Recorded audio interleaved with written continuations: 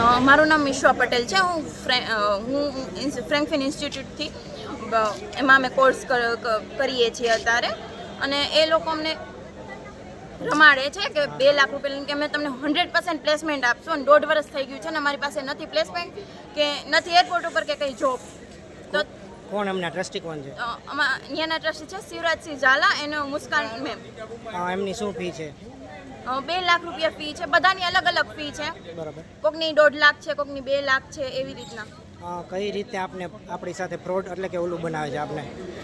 એ લોકો અમે જ્યારે એડમિશન લીધું ત્યારે અમને કીધું અમે તમને છે ને 100% જોબ આપશું જ. અત્યારે કોર્સ પૂરો થવા આવ્યો, 1.5 વર્ષ થઈ ગયું તો અમને જોબ નથી. અને એ લોકો જે અમને જોબ દે છે એ કાં તો સેલ્સમાં હોય છે, કાં તો હોટેલ્સમાં હોય છે. એટલા માટે અમે ફી નથી ભરી કે અમે હોટેલમાં જોબ કરીએ. એટલે આપણે કઈ ટાઈપનો કોર્સ કરેલો હતો અને એને કયા જોબ આપવાની આપણે ગેરંટી આપી હતી? અમે એવિએશન એર હોસ્ટેસનો કોર્સ કરેલો છે, અને એ લોકો અમને હોટેલ ઇન્ડસ્ટ્રી છે, પછી એજન્સીસ છે ટ્રાવેલ, એમાં અમને જોબ મેળવે છે. એટલે આપની શું માંગ છે અત્યારે? કે કાં તો અમારા પૈસા પાછા આપો, કાં તો અમને પ્લેસમેન્ટ આપો. શું તમારી રજૂઆત છે? અમારી રજૂઆત છે કે અમે ફ્રેન્કફિન ઇન્સ્ટિટ્યૂટમાં ભણીએ છીએ અત્યારના, કે કેવી હોલે 2nd ફ્લોર ઉપર આવેલું છે, અને અમારી સાથે ફ્રોડ થયેલો છે. અમને કીધેલું હતું કે અમને લોકોને જ્યારે કોર્સ પૂરો થશે તો અમને 35,000 થી 40,000ની જોબ મળશે, અને અમારી પાસેથી આવું કહીને 1.5 કે 2 લાખ રૂપિયા લીધેલા હતા. અને હવે એ લોકોએ જે રીતે અમારી જોડે વાત કરેલી હતી એ રીતના અમને પ્લેસમેન્ટ નથી આપતા, કે નથી એ રીતની અમને કે જગ્યાએ જોબ આપતી. અમને કીધેલું હતું કે તમને કેમ્પસ ઇન્ટરવ્યૂ આપશે, જે કેમ્પસ ઇન્ટરવ્યૂ અત્યાર સુધીમાં એકે વખત મળ્યા જ નથી. હવે તમારી શું રિક્વાયરમેન્ટ છે? અમારી રિક્વાયરમેન્ટ એ છે કે રાજકોટનું જે ફ્રેન્કફિન છે ઓલરેડી હિટ લિસ્ટમાં છે, તો પહેલાં તો એ ફ્રેન્કફિન બંધ કરો અને જેટલા સ્ટુડન્ટની ફી છે એને પાછી આપો, અને નવા એડમિશન છે અત્યારના બી ચાલુ છે લેવાનું બંધ કરો. કેમ કે એ લોકો મોસ્ટલી જે મિડલ ક્લાસ હોય છે ને એ લોકોને જ લે છે, અને એ લોકો એમ કહે છે કે અમારી પાસે આટલા પૈસા નથી, તો ખુદ ત્યાંના જે ઓથોરિટી છે એ લોકોને લોન બી કરાવીને આપે છે.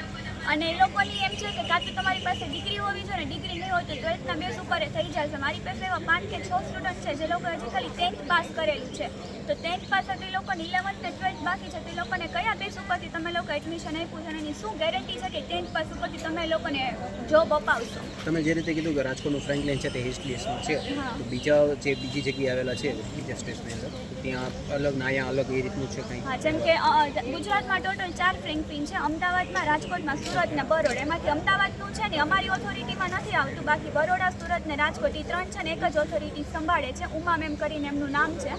એને અમે કોલ કરેલો તો એને અમને કંઈ જવાબ નહોતો આપ્યો, અને પ્લસ કે અહીંયા જે સ્ટાફ નીકળી ગયેલો છે એની પાસે મારું રિઝ્યુમ ક્યાંકથી મોકલેલું હતું, એનું નામ ઋતુઆ છે. તો એને કીધું કે ફ્રેન્કફિન તમને ક્યાંયથી બી દેખાશે તો ફ્રેન્કફિનના સ્ટુડન્ટ એડમિશન ક્યાંય પ્લેસમેન્ટ ક્યાંય મળશે જ નહીં. એટલે ખુદ ત્યાંનો સ્ટાફ એમ કહે છે. અને અમારી જે બુક છે એ 2016ની છે, તો 2016થી 2025માં ઘણો ગેપ છે. ઘણી ટેકનોલોજી ચેન્જ થઈ હોય, ભણાવવાનું ઘણું રીત બી ચેન્જ થઈ હોય, તો એમાં એ લોકોએ કંઈ ચેન્જીસ નથી કર્યા.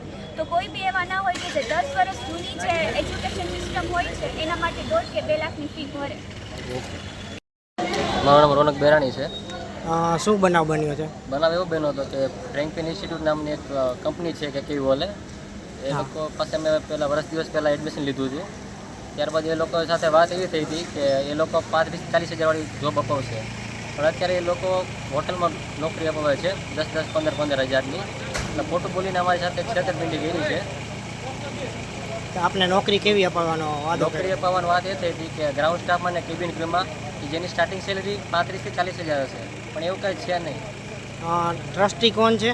એના હેડ છે શિવરાજસિંહ ઝાલા કરીને છે. અને કેટલી ફી આપેલી છે? ફી 1.5 લાખ પે કરેલી છે. કેટલા વર્ષથી આજે આપને જોબ નથી અપાવી? 1 વર્ષ પૂરું થઈ ગયું છે. આપની હવે શું માંગ છે? મારી માંગ એ જ છે કે મારે હવે મારી ફી પાછી જોઈએ.